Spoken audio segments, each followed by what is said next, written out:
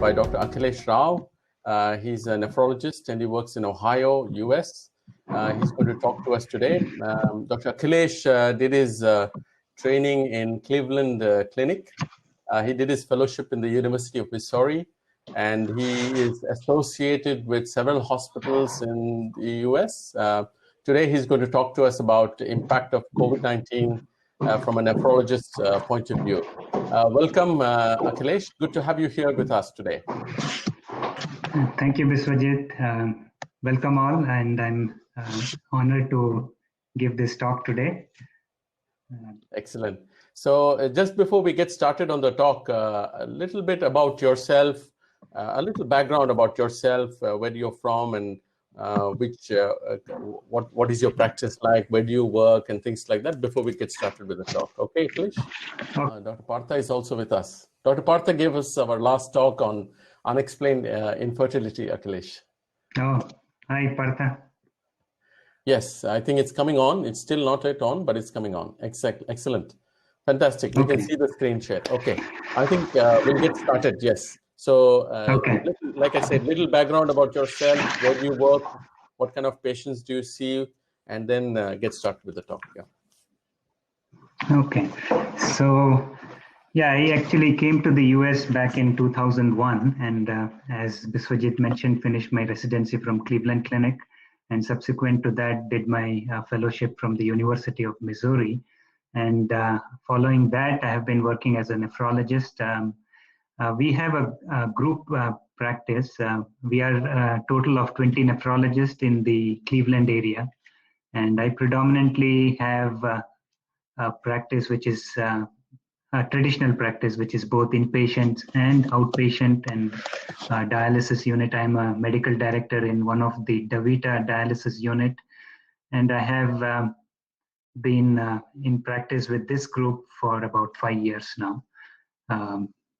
So I'm sure everyone has seen the impact of COVID-19, and our practice is not immune to that. And so I thought this would be a good topic to discuss and give a presentation about as to how our group practice has been impacted by this pandemic. So if everyone is ready, I can go ahead with my talk. Yes, Akhilesh, you can go ahead. We can hear you and we can see the presentation. Go ahead. Okay. So as I just mentioned, I'll give you a brief epidemiology, because my talk basically will be concentrating on how the COVID-19 pandemic has impacted the nephrology practice from my perspective. But briefly about what the SARS-CoV-2 virus is. It is actually phytogenetically similar to the MERS and the SARS that we had experienced in the years past. The presentation mostly is similar to any flu, but predominantly has cough and shortness of breath as its most common presentation. Now, why we are concerned is because of the mortality. In the US, the mortality is around 4.5%, but on an average, it has varied from 1 to 5%. Now, from my perspective, the dialysis population in the US, there are about 500,000 patients receiving in-center dialysis, and they are considered to be a high-risk group. And so it definitely is something that we have been paying a lot attention to. Now, coming to why this has become a pandemic and why we are so concerned about is because one, it is a novel virus. We don't clearly know much about what it is. It also easily spreads. And then there is the concern of asymptomatic shedding, various presentation. People have had loss of taste, and some people are asymptomatic. And then in general, there is a lot of poor outcome in elderly people and multimorbid conditions. So, and as I said, the mortality is quite high. Now, we do face an epidemic every year. the flu, which actually kills a lot more people, but we have a vaccine. The infectivity is considered to be at least 10 to 50 times less compared to this virus.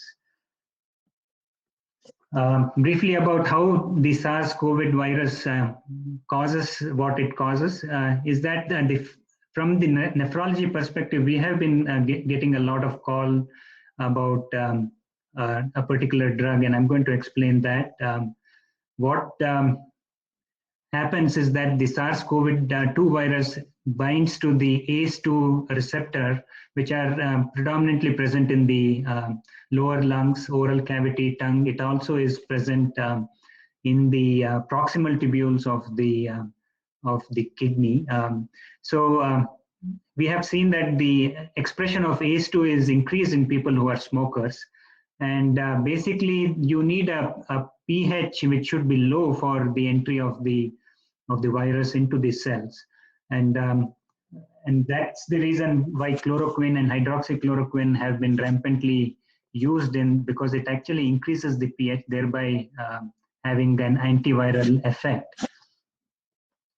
Now the ACE2 is actually increased in people who take the ACE inhibitors and the angiotensin receptor blockers, and that is kind of created a concern in some people as to would that increase their effect of getting the SARS-CoV infection, as well as whether they're going to experience more comorbidities because of having taken that. And we did receive a lot, and I kind of did the research, and actually NEJM has published an article, and basically we do not have clear-cut evidence as to whether this really increases the morbidities. And as of now, the American Society of Nephrology has come up with the guideline to say that people who are on the ACE and the ARB should continue taking the medication. We don't have much autopsy report as to whether the infection increases the risk of acute kidney injury. As I said, the ACE2 receptors are present in the brush borders of the proximal tubule. Based on the previous SARS and the MERS infection, where the infection caused about 6% of patients had kidney injury. We have had some autopsy report from Wuhan, and majority of them said that the kidney involvement was as part of a multi-organ failure. And there is also an increased importance paid to the cytokine surge that has been associated with the association of multi-organ involvement in patients who have the COVID-19 infection. So this is just a cartoon demonstrating how the ACE inhibitors and the ARB increase the ACE level, but they also block the angiotensin 2 type 1 receptor, which actually has been associated with increased incidence of lung injury, myocardial remodeling. So basically, by reducing the angiotensin 2 receptor levels, we are actually indirectly helping the myocardium and the lungs. So that is the reason why we have been advising patients not to stop their ARBs and ACE. Even though, as I said, the virus does affect the ACE2 receptor to enter, but that is not the rate limiting step. It's a tightly regulated multi-step process of the virus entering into the cells, and then various things happening before it can cause a serious infection. So coming to approaching a pandemic, what needs to be done? Now, obviously, since this is a novel virus which has caused the pandemic, the approach should be to, as soon as possible, find a cure, and also to, until then, to prevent the spread. Now, obviously, the cure can happen by finding treatments that can kill the virus, or we can develop a vaccine. And as of now, we don't have any of them that are effectively working. So the next step would be to prevent the spread. And that is what majority of the countries have done, is why do we want to prevent the spread, is to kind of flatten the curve. And and prevent the burden on the healthcare.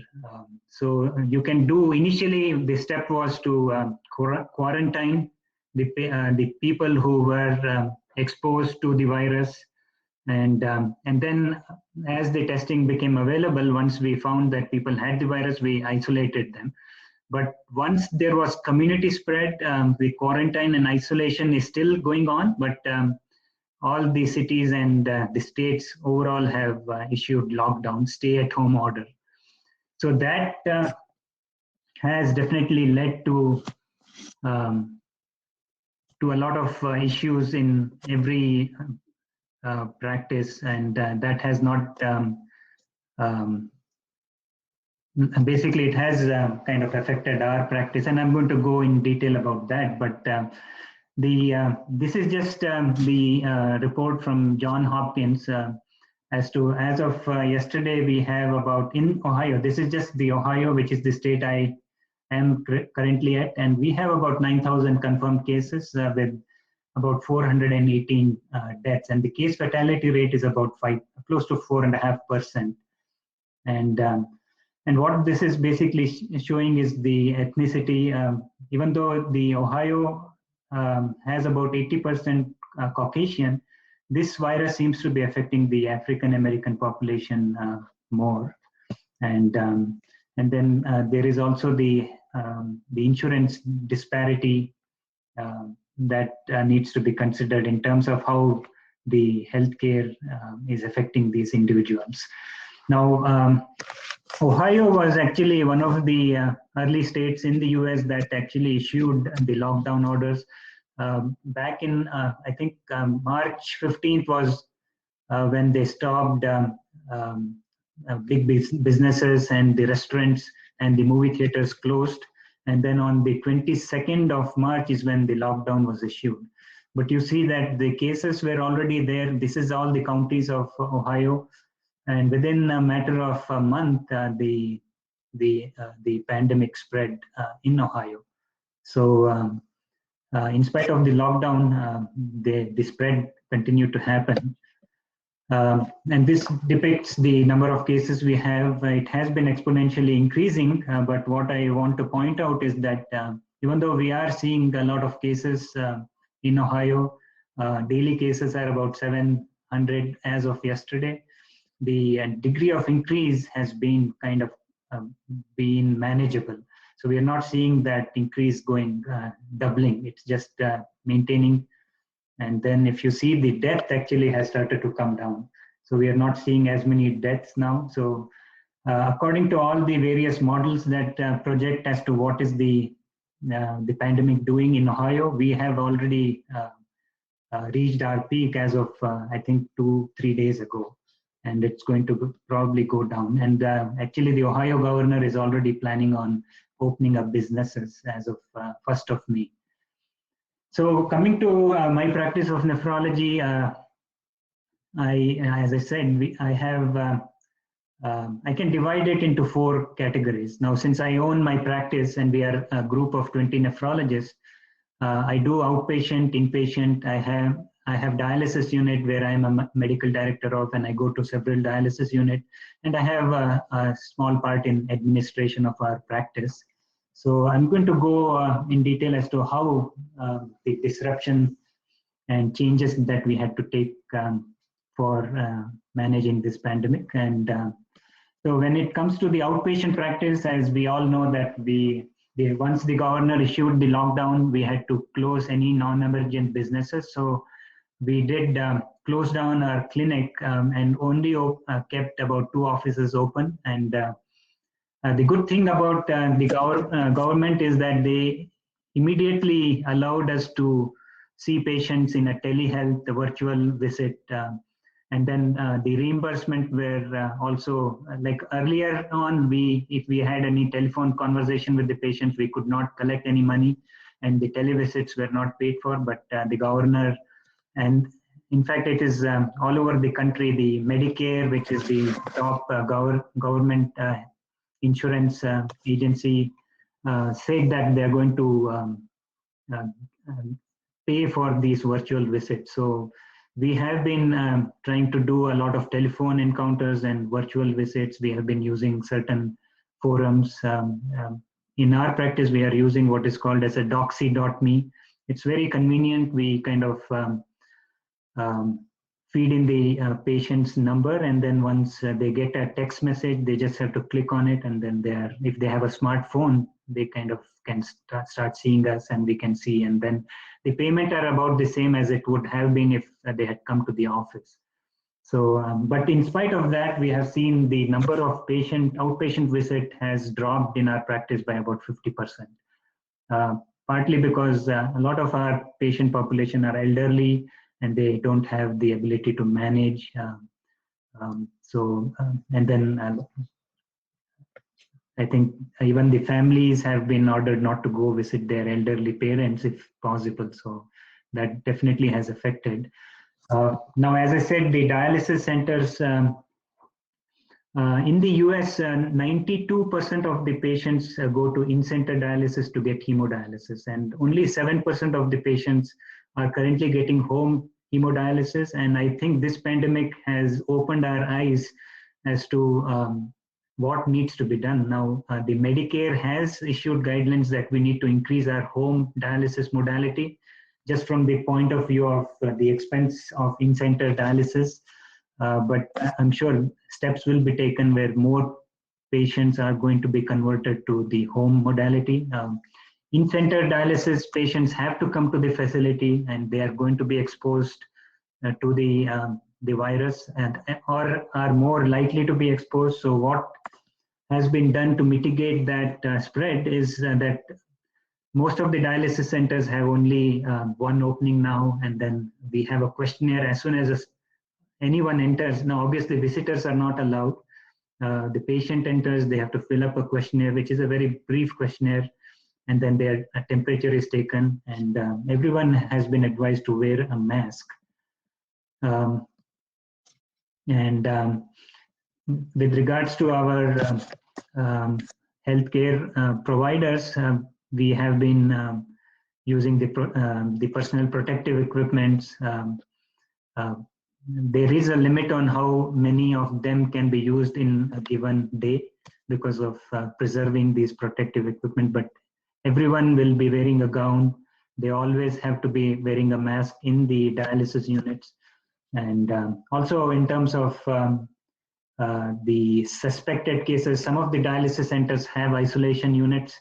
And if the isolation units are not available, we have been cohorting them into the last shift of the day, or sometimes we are having them go to a certain facilities that does these suspected patients. Now, certain dialysis units have opened up just the positive patients, so everyone who is positive are going to go to that particular unit. Now, obviously, it inconveniences the patients. The dialysis unit typically don't provide for transportation, but under these circumstances, they are paying for the transportation of the patient if they are positive or if they are under investigation. Now, if the dialysis unit patients who are positive, if they present to the hospital, we have a plan as to what we need to do. Now, if someone has a confirmed case and they are staying at home, but their condition deteriorates, they can come to the emergency room. Or if someone comes to the emergency room and they are the person under investigation, we have a protocol that we are implementing, wherein we are going to predominantly be dialyzing them in private rooms if the facility has the ability to do that. Majority of the inpatient dialysis units have an isolation unit in the dialysis center itself. If not, a lot of time we are even transferring patients to the ICU just to dialyze them and get them back. Now, in the event that we had been overburdened with a lot of patients that require dialysis, we had a plan. Now, obviously, we have not seen that kind of surge in our hospital settings, but New York has been overburdened with a lot of patients, and they have implemented certain plans. And And some of those would mean that we don't dialyze patients if they really don't meet strict criteria. Sometimes we increase the threshold to start dialysis on them. We are using medical management to prevent starting dialysis, even reducing the dialysis frequency on patients who are more stable, shortening the dialysis treatment, sometimes opening up the dialysis for. Now, most of the hospitals don't dialyze patients on Sunday unless it's an emergency, but we are even open to doing dialysis on Sundays. A lot of patients have been moved on to palliative care if we think the situation is hopeless. In the ICU too, we have plans to, most of the ICU patients that who have COVID-19 tend to have multi-organ failure, and we are not able to do traditional intermittent hemodialysis. What we use is a modality called continuous renal replacement therapy. It is a 24-hour dialysis, but since it is labor intensive, it requires the dialysis machine to be used for 24 hours. The plan is also to increase the treatment by increasing the dialysate flow, and also to cut down the treatment time if we have an overburden of cases. But as I said, in Ohio, we have not faced that situation, so we didn't have to do any of that. Now, in terms of lessening the exposure, what we have used is using long tubes. We have also been using baby monitors so that the healthcare staff is not going to be requiring to go into these patient rooms. If they are, the patients are stable, we are also using the telehealth in the inpatient setting. And this is our ICU. We have, since no visitors are allowed, we have the positive signs are the COVID positive patients, and most of their IV lines are hanging outside so that the nurses don't have to keep going into the patient rooms. Now, as there is a shortage of the personal protective equipment, there is guidelines as to how these masks are to be used. In our hospital, the N95 masks are actually being reused 5 times.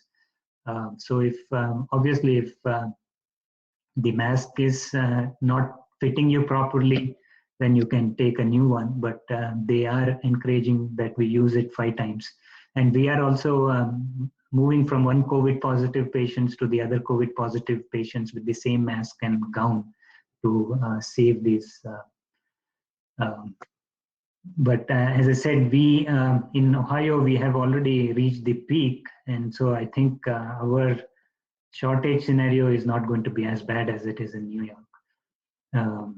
When it comes to acute kidney injury, we have seen some COVID positive patients who have developed it.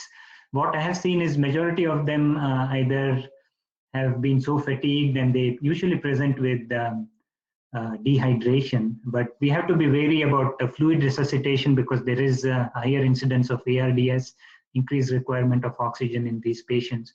So using the balanced crystalloids like ringer lactate, and also not to hesitate in using a trial of diuretic.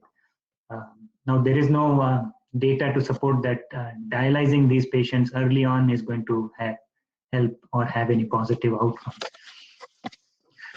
In general, what we are following in our hospital is that any patients who come to the hospital with a little bit of respiratory distress, if they are admitted, we have them broadly on hydroxychloroquine and azithromycin. Most of this is managed by the infectious disease specialist. They are managing them by seeing the QTC interval on a daily basis. In the ICU, obviously, most of them have ARDS, and so low tidal volume, PEEP is increased, and we are also using the prone positioning. We have used on a couple of our patients the investigational drug remdesivir. Even though the criteria is stringent, we have seen a positive result. In the other hospital that I go to, we have even used the interleukin-6 antagonist. Now, these are all trial medications, so none of them have been FDA approved. What I've also seen is that increased thrombogenicity is seen in these patients. Predominantly, antiphospholipid syndrome has been associated. And so some protocol asks for checking the D-dimer, and if the D-dimer is high, to institute anticoagulation. Now coming to the administrative part, now as I said, the government really helped in terms, they realized that this pandemic is going to affect all businesses. Now, obviously, we always thought that our healthcare industry is recession proof, but we realize that it is not. We are also affected by it, and the government has made some regulatory changes.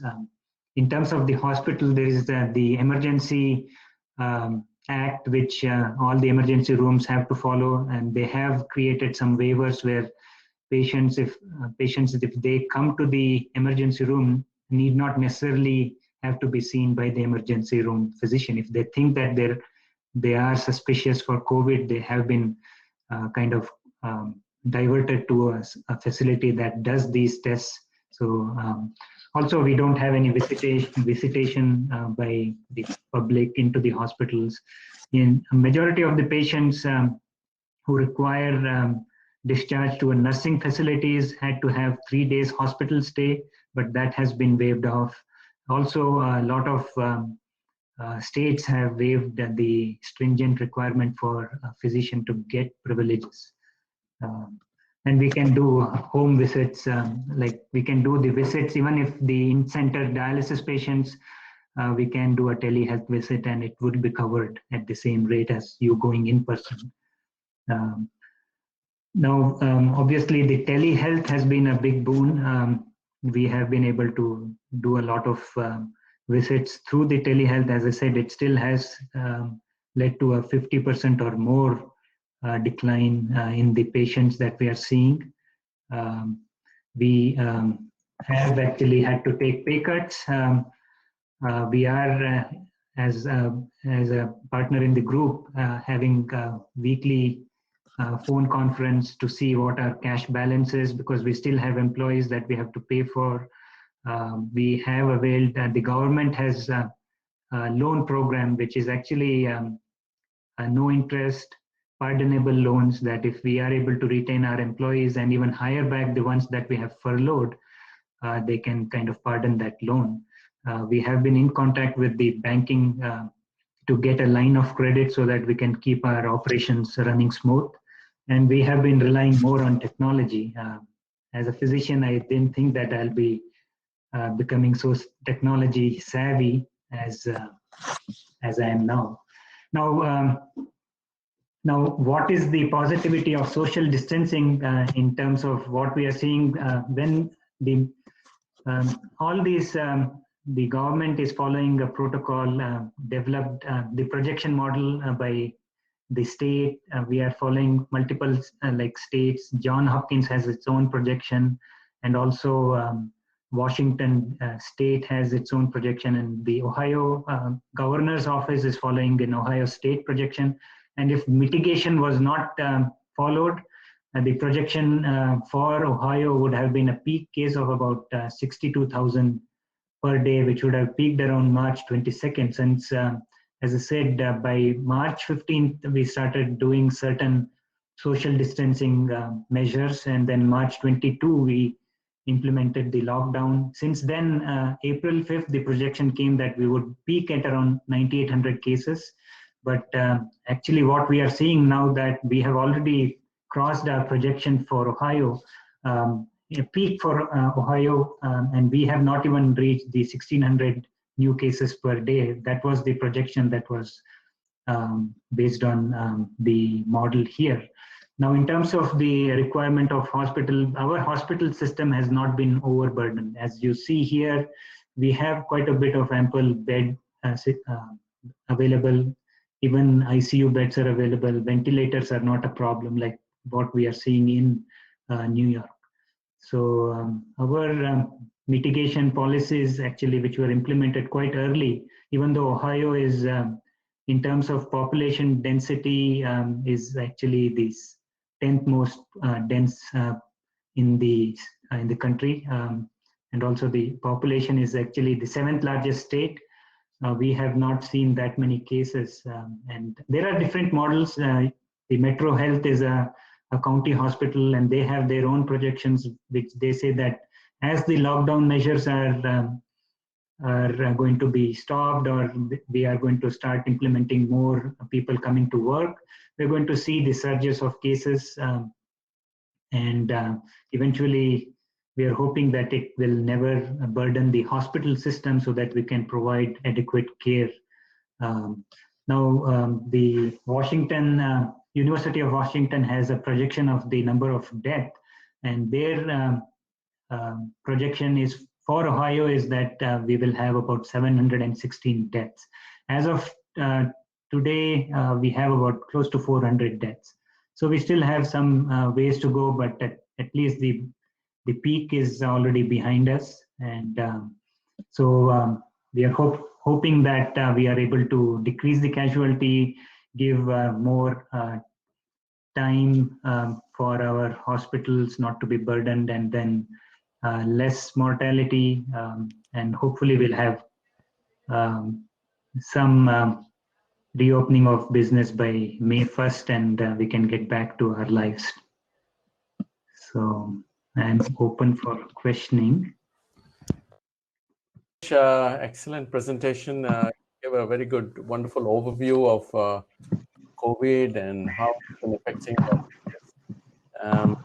So what I'll do is we'll start off the questions. Questions are coming in, but just to get started. So from the way you projected, there's a big difference between the way it is in New York and the way it is in Ohio. So, what do you think is the main reasons for this big difference, and why New York is so overburdened while Ohio has, as you put it, almost over the peak now? Well, I think one, as I said, is that the population density of New York is definitely higher than the population density in Ohio. Second, what they are saying is that the implementation of social distancing was actually done much earlier in Ohio, even compared to New York. What they're also thinking is that the New York is like a hub. Like when you enter the US, majority of the people come in through New York, Los Angeles, Chicago, Detroit, and those are the places that have actually a lot more cases. And also the unavailability of the tests probably has played a role in terms of how the virus has spread. Now, obviously, the New York City itself is actually the most densely populated city in the country. And so I think that itself shows that social distancing has worked in Ohio, whereas it probably has not helped much because people had already spread the virus because they're probably asymptomatic to start with. So a lot of them probably spread it even before they knew. Right. So social distancing has played a very important role. So I think questions are coming in. Dr. Sibasis, our bariatric surgeon, he has a question for you. You said about putting patients prone. How does that help?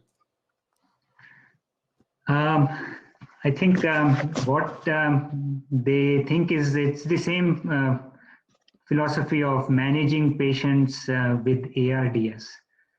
So I think the ARDS protocol says that prone positioning has helped, even though once a patient develops ARDS, the prognosis is extremely poor. But apparently the prone positioning is one of the management protocol for patients on with ARDS. And I think it came about during the last SARS epidemic that we had, where a lot of patients developed ARDS and they had seen some improvement in the prone positioning.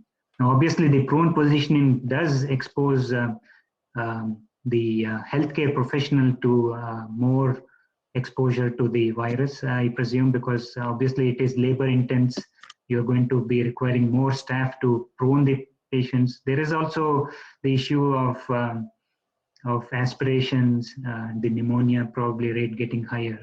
So what we are doing is about 8 hours of prone positioning and then switching it over. Whether it has helped in our in the hospital where I go to, I don't believe so, because I mean, the patients that I am involved, I'm only involved as a nephrologist, and what I've seen is once they end up having a renal failure, their mortality is just significantly high.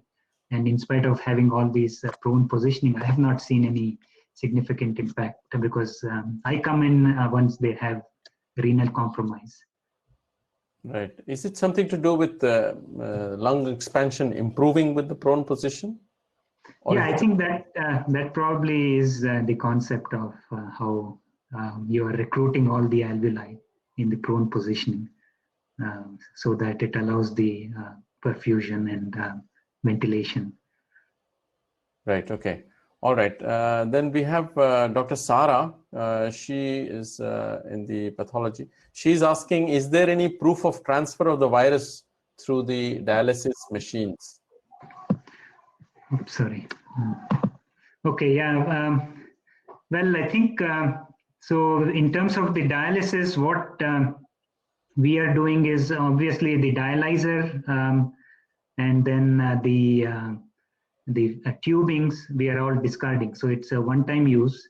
Now the machine itself, what we are trying to do is use it on the last shift. Like if someone requires dialysis and we know for a fact that they're COVID positive, we are always doing it as a last patient. Now, obviously, in the ICU, we are using the CRRT machine and they are not moved out of the patient's room until we think that they won't need it. And so we are cleaning it with the bleach. And the bleach, apparently, the solution that we are using has shown to be effective if it is left there for a few hours. And so, as I said, if we use it as the last patient, then by the next day, we are likely not to have any issues. And in the outpatient centers also, as I said, we are isolating these patients into a shift that only has either the positives or the person under investigation. So we are not kind of mixing the, and what data we have gathered is that the cleaning of solution is same as it is for the hepatitis B patients. And that's kind of what we are implementing in here. So when you say bleach, you mean it's some hypochlorite solution? Yeah, it is a hypochlorite. It is, I think there is a standard solution that most of the dialysis units have been using over the years, and they have tested that to see if it has effect on the corona now. And it has shown that it really, now obviously you have to be very diligent in cleaning every part of it. Now, obviously, the patients are not touching these machines. It's only the tube that kind of goes very close. And as I showed you before, that we are trying to use the tubes that are longer so that there is less likelihood of the tube, the machine itself being very close proximity to the patient. Yes, and I also noticed you showed how the lines are outside and the patient is inside. That looks like a good idea, so that the nurses don't have to keep checking. They don't have to enter the chamber repeatedly and get exposed. Wonderful. Right. And yeah, we are also, even the medications we are trying to do is once a day, if something that can be done once a day versus 3-4 times a day, so that there is less exposure. Something that has to be given subcutaneously, we are trying to switch it to oral if possible. Right. Okay. Excellent. You also showed that you had a protocol ready to deal with the this kind of patient. So how early did you actually implement this kind of protocol? How quickly or how early did you do? This is unprecedented. So obviously a lot of these changes were not there before, isn't it? Yeah, this protocol went into effect as soon as the lockdown was instituted, because that was around the 22nd of March. And this actually is a protocol that has been actually started by the Montefiore hospital in New York, actually, because they were the first hospital that got overburdened with patients, and then they kind of realized that they're going to start seeing a lot of patients with acute kidney injury from the COVID-19. So they implemented it and then kind of put forth to the American Society of Nephrology, and then they kind of distributed this to the hospitals for us to implement. So it came about quite early. And I'm fortunate to say that we didn't, in Ohio, we have not faced with that kind of situation where we had to make the hard decisions trying to put patients on palliative care or even kind of strategize as to who to dialyze and who not to. And certainly that has helped, I suppose. Yes, Dr. Prasanna, who's the radiologist, she has a comment to make. She says prone position avoids the VQ mismatch in the posterior lung, also reduces the dependent compressive atelectasis, something that you Yes. already mentioned. And also, Dr. Sebastis says, how do you make one prone with intubated? This is common in spine surgery. We often have to keep the patient prone and have prolonged surgery. So that is not unusual. You need to secure the airway, obviously. But Yeah, Dr. the airway has to be. Yes, airway has to be secured, obviously, when you make prone. So, but anyway, Dr. Prasanna has a additional question. She's asking, what is the prognosis of patients developing AKI, acute kidney injury? Yeah, unfortunately, the prognosis of patients developing AKI has been pretty bleak, especially the ones that require dialysis. Now, as I mentioned, I have seen COVID positive patients who have presented with just an acute kidney injury because of pre-renal state, like they just get extremely fatigued. A few of them were on ACE inhibitor, which obviously we discontinued, and they did very well. But once they are in the ICU, in my practice, at least 6 patients that as of now I have put on CRRT, 5 of them have died. Only 1 patient made it out. So the prognosis has been very. So once they develop acute kidney injury, especially in the setting of multi-organ failure, prognosis becomes extremely poor. Right, okay. Dr. Lal, who's our anesthetist, he's asking, you said you're using the N95 mask 5 times. Are you doing any sterilization process in between for the mask for a reuse? Unfortunately, no. So we are, I don't know where this study was done or not, but we are just using it 5 times. I don't know who made this study, but the CDC guideline is what we are following. Now, Ohio has started the sterilization by UV, and but again, the process is cumbersome. Like what we are doing is we still have to use the N95 5 times, and there is no sterilization. If I showed you that my presentation where I had that photograph of patients' ICU room, you're seeing these brown bags hanging out.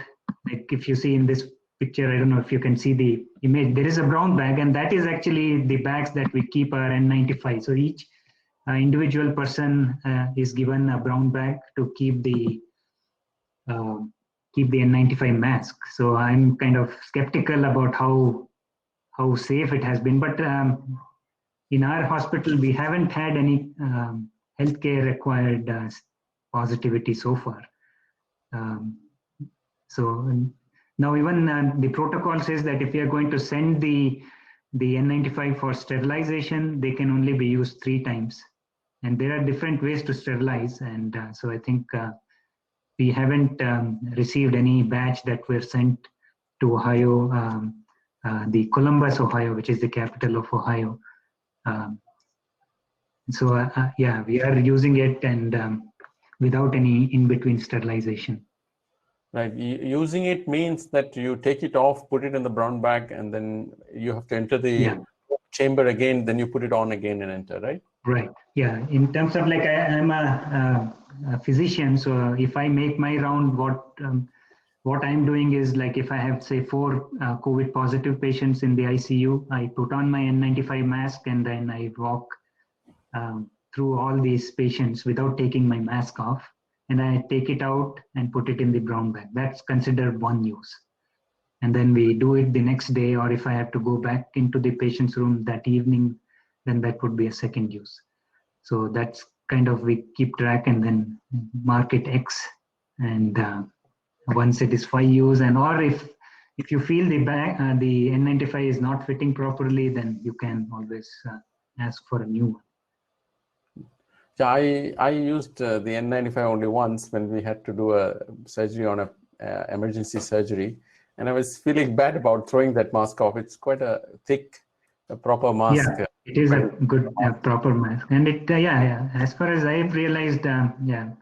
Now the data there was, I think, with the SARS virus back in 2006, we had an NEJM article that said that surgical mask versus N95 mask had similar infectivity, like in the sense like healthcare infectivity was about the same between the two in the SARS epidemic that we had. But I don't know whether that's something that we want to take a risk with. If we have the N95 available, I would definitely prefer to use that when I'm entering a COVID-19 patient.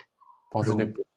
Yeah, but would you be using the same precaution in any other patient? Only COVID-19 positive, meaning. So yeah, in the hospital now, we what I'm doing is I'm wearing the surgical mask for all patient interaction.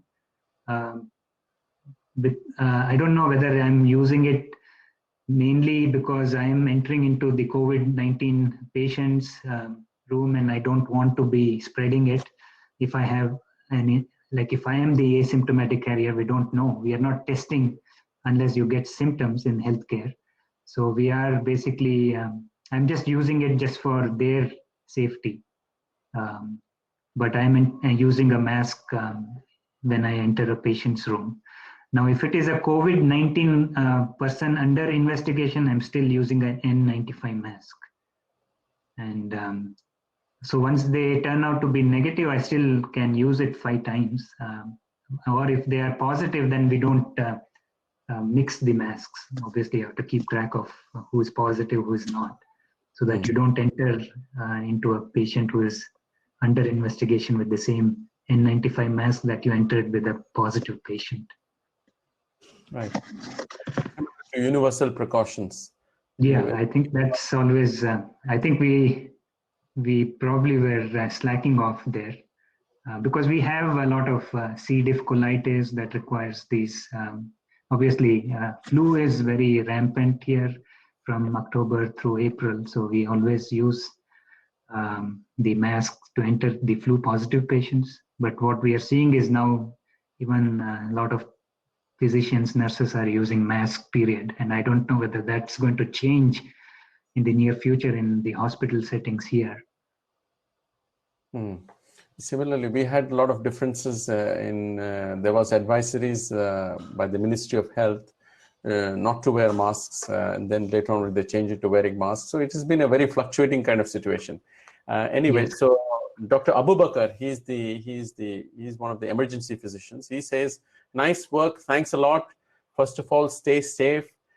Post-renal transplant patients, they are immunocompromised in COVID-19 moderate disease. Any specific measurements in terms of treatment and follow-up? In terms of the transplant patients, obviously the universal precaution is still the first answer.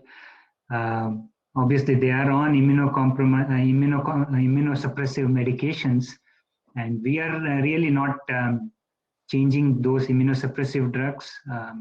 We are keeping them going, and we are just advising them to be extra cautious in terms of exposure. So wear a mask all the time. Yeah, I don't think in specific we are.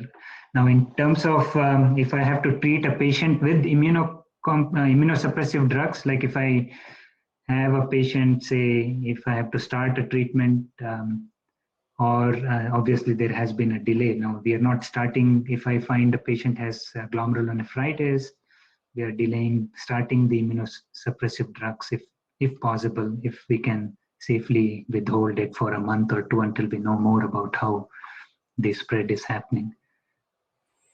Yeah, a related question by Dr. Sibasis, our pediatric surgeon. Is routine transplant going on, or has it come down or stopped? Yeah, so the routine transplant, like live donor transplants, have stopped. whereas the cadaveric transplant in the university and the Cleveland Clinic Foundations, we get a report and we are seeing a lot less cases being done, but they are carried on if there is a viable organ that is available and we have a good match. They're carrying on that, but only the cadaveric transplants. But again, with the lockdown in place, I'm sure a lot less people are in motor vehicle accidents, which is predominantly the source of these cadaveric transplants. Right, okay. Dr. Abu Bakr again, emergency physician, he says a big debate going on regarding HCQ and azithromycin. As a nephrologist, what is your observation regarding use of these drugs and any benefits you see? No, as I said, we are routinely using the combination of hydroxychloroquine and azithromycin in most of the COVID patients who are admitted to the hospital. Now, whether I'm seeing any benefit of that, I can't say for sure whether we are seeing anything. I think the data will probably have to be mined after the fact, but it's too early. Now, one thing that our society is asking everyone to be vigilant is to check their QT interval, because there are some cases of sudden death in COVID-19 patients, and they may come up with the fact that they had been treated. There are some reports of patients who recovered from the COVID-19, and when they were ready to be discharged, they had a sudden death, and we don't know whether it is the myocarditis that is caused by the virus, or is it because they have had hydroxychloroquine and azithromycin being used in them. Now, Ohio has implemented a strict guideline from the pharmacy department that no physician can write a prescription for hydroxychloroquine unless they have a positive COVID patient. And in them also only 7 days of hydroxychloroquine is given, because there was some concept of the use of prophylaxis with hydroxychloroquine to help protect the healthcare workers and those who are exposed. So they are scrutinizing the physicians who are writing prescriptions just as a prophylaxis. Right. So the directive is not to use it as prophylaxis, but been permitted to use as a treatment for those who are positive. Treatment. Yeah, and then the data, I think just recently we got some information about all the different classes of drugs that are being used. And as of now, I think the recent study that came out said that remdesivir had a positive impact so far among all the other combinations that are being used. But again, all these studies are probably too small and too early, I feel. Right. Remdesivir obviously works as an antiviral. HCQ, we know, is an anti-inflammatory. Azithromycin, is that working as an anti-inflammatory here? Is that the way? I think that is what they are thinking that it works. I exactly don't know what the mechanism of action is. As I said, with the hydroxychloroquine, I just briefly mentioned that it does increase the the cellular pH, which is actually, if the cellular pH of the cells are low, then the virus is able to enter into these cells. And so if you increase the pH of the cells, which hydroxychloroquine does, it actually delays or decreases the ability of the virus to enter the cells to cause its damage, because it's the RNA. Yes, go ahead. Yeah, that's exactly, I mean, that's how the proponents of those who are proposing that it be used as prophylactic are basically talking about that. So that it has, that means they're saying that the HCQ has some antiviral property here, but HCQ has been used traditionally as an anti-inflammatory by the rheumatologists for a long time. Yeah, azithromycin, I guess, is also acting as an anti-inflammatory here. It has something to do with the interleukins, I believe. Interleukin and the cytokine surge. Yeah, I think they have that effect on them. Yes, not like though it is. I mean, I read azithromycin as an antibacterial, really. I mean, unless COVID-19 was there, I wouldn't know that it was an anti-inflammatory as well. It has some anti-inflammatory properties as well. Okay, Dr. Majid, who is our anesthetist, he's asking, MODS patient with CVVHD with COVID-19 may be having a lot of lines for dialysis. Do you have that much manpower to manage these patients? What was the question? I didn't get it. Can you repeat it? MODS patient, multi-organ dysfunction patient with CVVHD with COVID-19 may be having a lot of lines for dialysis. Do you have that much manpower to manage these patients? Is there any manpower issue? That's what he means. Is there what? Any manpower, staff? So as I said, I had a slide, I took it off, but so the ASN, the American Society of Nephrology, has kind of a protocol even for that. In the event that we are burdened with requirement of lines, they have a training a video that kind of can train other healthcare professionals to place lines. Now, obviously, in the multi-organ failure patients, they require the dialysis lines, and so we in Ohio we haven't had that situation, so we are still able to have the lines placed by our intensivist and the vascular surgeons. But the ability is there to have various like interventional radiology also does lines in our hospitals, and it's just that a lot of movement is not possible with these positive patients. But we haven't had that situation where we had to be kind of pressed hard for placement of lines. But there is a guide a video presentation that kind of shows as to how we can increase our ability of other healthcare professionals to place lines. Right. Okay. Excellent. And we are also, to avoid the clotting of lines, we have been using anticoagulation. And as I said, the COVID-19 seems to have some kind of a procoagulant effect. And so the lines do clot off. So we are instituting either systemic heparin or even the newer oral anticoagulant use in these patients. So D-dimer levels are very high, indicating a coagulable state. Yeah. Right. Okay. Dima is our clinical pharmacist.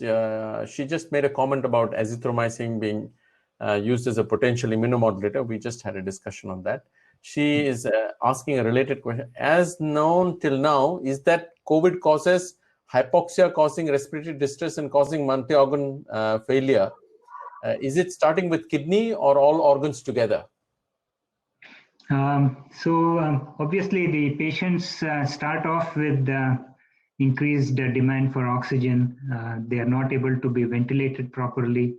And then subsequent to that, we are seeing the development of some acute kidney injury. But I have seen these patients simultaneously have an increased AST, ALT levels at the same time. And actually one of the concept is that the COVID-19, how it causes multi-organ failure is the increase in cytokine surge. And one of the reason to use the tocilizumab, which is an IL-6 antagonist, is to see the rise in the liver function tests. If you see the rise in that, and in addition, a significant bump in the D-dimer levels, then using the interleukin-6 antagonist is what they say. So, but in our the patients that I have seen, it is obviously the ARDS comes first. Just the inability to oxygenate starts causing the LFTs and the creatinine to go up. And then majority of these patients are requiring pressor support. So I think that's the circulatory collapse that starts this process. Anything to say on lymphocyte levels? Lymphocyte level, not that I have paid too much attention to that. Right. Okay. Okay. Just before we wind up, so this some people have, some of the, like you said, a lot of OPD consultations are coming down, and many people have been saying cardiac cases coming down, neuro cases coming down, but there are often these people in the consultation room who are not in emergency, but sort of like a pre-emergency, like neuro, maybe TIA, some indication of getting into AKI. A lot of these patients may not be coming to the hospital now because of the fear of getting COVID. Do you think that's going to impact your surge? Some people are saying we may have a surge of mortality because these patients are not coming in and getting the continuity of care at the moment, either because of fear or because of travel restrictions.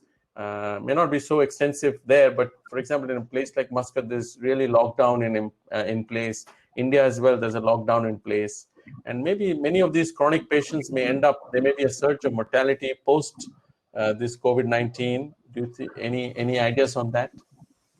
Yeah, I agree. Yeah, this is going to be long term. Like the lot of patients have avoided coming to the hospital. We have actually seen some of the patients who have come because they delayed coming to the hospital with a lot of medical issues. In fact, I just happened to listen to BBC the other day, and they had a data where they saw that the number of deaths compared to last year at the same time this year was about 6,000 more this year, but 3,500 at that time was associated with COVID, and the remaining 2,500 people who died, they are not able to say why they died, and that is where the NHS director kind of pleaded with patients not to show up to the NHS because they think that a lot of people are delaying treatment, and so majority of them may be doing so at a high cost to their life. So I agree that it is going to probably have an impact, and we may be seeing a lot of complicated cases because of delayed treatment. Right. Okay. I think we'll wind up. One last question from Dr. Abubakar. Another big debate regarding ARBS and AC inhibitor in Italy. They believe that it should not be stopped for the role in procoagulant status caused by the inflammatory response. What is your opinion?